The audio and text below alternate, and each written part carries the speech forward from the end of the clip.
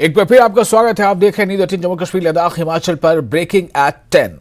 हिमाचल विधानसभा में बजट सत्र का आज 15वां दिन है। विपक्ष कर सकता है सदन में हंगामा। जी हां, इस बात की पूरी उम्मीद है कि विपक्ष सदन में आज हंगामा कर सकता है और इस बार पूंजी का भांग की खेती को वैध करने का मामला, इस पर भी कुछ रार हो सकती है। सदन में गूंज सकता है बिजली बिलों में बढ़ोतरी का मुद्दा भी। तो सदन में हंगामा क्या होगा?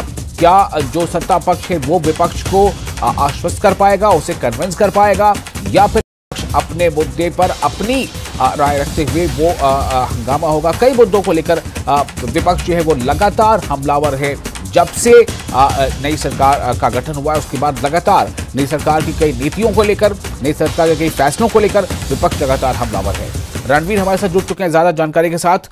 रणवीर, आज 15वां दिन है। इससे पहले हमने कल भी चर्चा की थी कि सदन में क्या कुछ हो सकता है, क्या होगा। आज फिर सदन की कार्रवाई शुरू होनी है और क्या मुद्दे आज के लिए अहम हो सकते हैं और किन मुद्दों को लेकर विपक्ष जो है बिल्कुल ऐसा लगता है कि वो अडिग है, वो सरकार पर हमलावर होगा?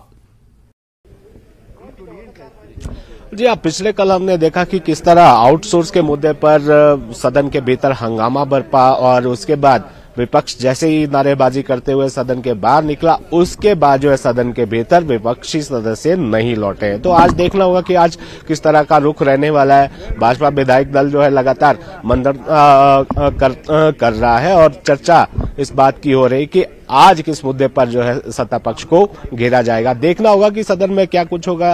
ये जानकारी तो ये भी है कि शायद जो बिजली की दरों में बढ़ोतरी की गई है उसको, उस मुद्दे को जो है आज उठाया जा सकता है, तो उस पर कोई विपक्षी सदस्य पॉइंट ऑफ ऑर्डर लेगा। खैर, इसके अलावा अगर हम बात करें आज के दिन की, तो बहुत महत्वपूर्ण चर्चा है। नियम 62 के तहत 2 चर्चाएं लाई गई है विपक्षी सदस्य की तरफ से। एक जो पहली चर्चा जो ऑक्सीजन प्लांट है सुंदरनगर में, उसकी आय की स्थिति को लेकर चर्चा यहाँ पर नियम 62 के तहत भाजपा विधायक राकेश जम्वाल ने मांगी है। दूसरी चर्चा नियम 62 के तहत ही बहुत महत्वपूर्ण चर्चा है, जो मौसम जिस तरह से हिमाचल में अभी रहा है और जिससे फसलों को नुकसान हुआ है, खासकर निचले इलाकों में गेहूं की फसल को नुकसान हुआ है। ओलावृष्टि की बात करें, जो गुठलीदार फल हैं उनको जो है नुकसान पहुंचा है। तो इसमें काफी सारी जो सदस्य हैं वो यहाँ पर अपनी अपनी बात रखेंगे। जाहिर सी बात है कि मुआवजे की मांग जो है यहाँ पर की जाएगी। जो सरकारी जो आंकलन किया जाता है नुकसान का, ये देखना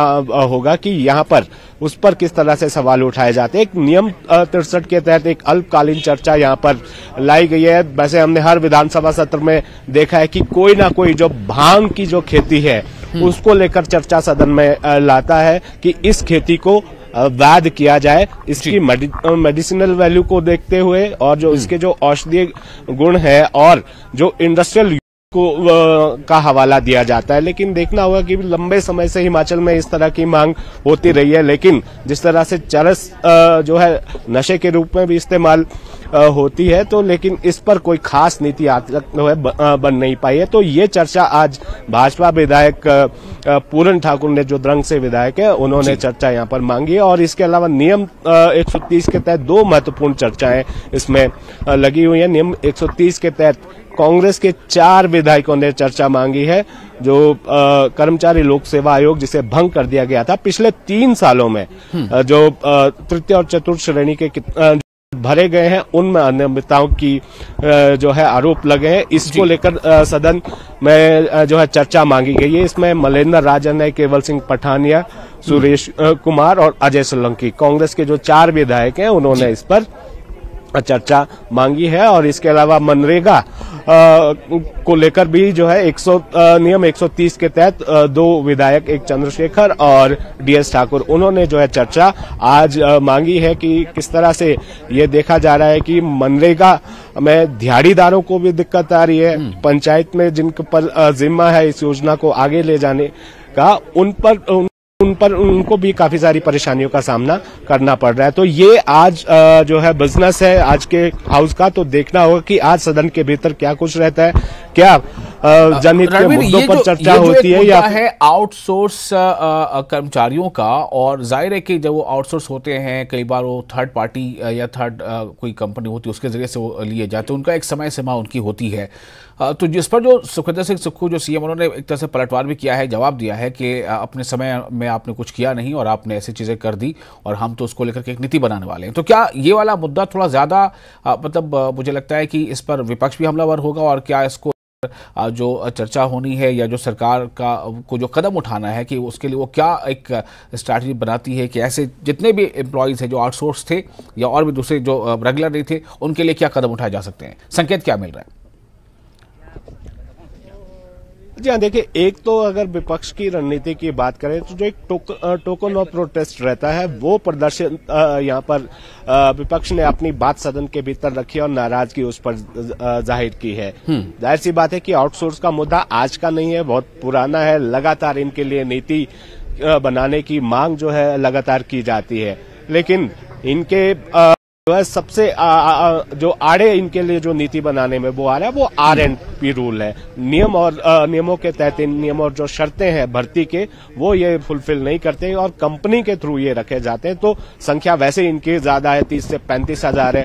बहुत जगहों पर इनका शोषण होता है। हमने तो यहाँ तक देखा है कि जो रेगुलर नियमित कर्मचारी है वो जो है उसका भी काम जो है इन्हीं से करवाया जाता है। बहुत सारे मुद्दे इन पर है। तो देखना होगा कि मुख्यमंत्री ने कहा है कि सरकार विचार तो कर रही है, लेकिन लगता यही है कि जो मिनिमम वेजेस हैं, जो लेबर लॉ कहता है, उसके दायरे में ये लाया जा सकते। कोई ऐसी नीति जो है बनाई नहीं जा सकती, क्योंकि ये अगर कोई नीति ऐसी बनती है तो ये चैलेंज हो जाएगी, क्योंकि जो भर्तियों के नियम हैं, शर्तें हैं, उनको फुलफिल नहीं करते कंपनियों के थ्रू जो है इनको यहाँ पर रखा जाता है आउटसोर्स आधार पर। तो शुक्रिया इस बात के लिए रणवीर, काफी कुछ जानकारी आपने दी है। और अब चूंकि आज जब सत्र की शुरुआत होगी, आज 15वां दिन की जब शुरुआत होगी, तो क्या कुछ होता है और किस नई स्ट्रैटेजी के साथ विपक्ष आज आते हैं, ये भी देखने वाली बात होगी। हम आपसे फिर अपडेट लेते रहेंगे।